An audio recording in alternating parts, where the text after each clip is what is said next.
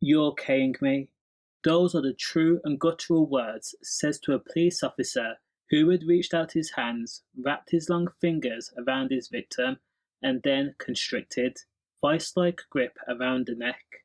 The police officer who was described as violent and deceitful in court was police constable Mitchel Curtis.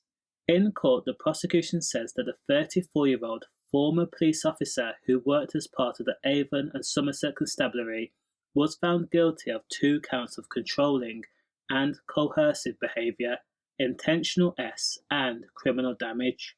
The judge who oversaw the case says that PC Mitchel Curtis had used his position as a police officer to exert his absolute authority over the victim, who was skittish and afraid, a shell of a former self, and made it so that the victim would not be taken seriously if she reported a crime.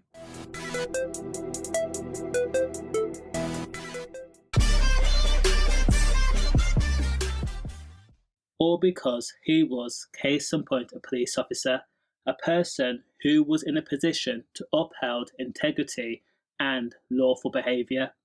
But it soon reached a point where the victim could not stand it and she reported it to the police.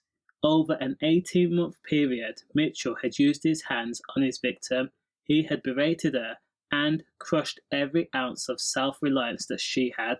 So depleted was the victim was that she reported the crime to the police in October of 2022. PC Mitchel Curtis was arrested the very same day and then suspended from his position while the criminal investigation was conducted.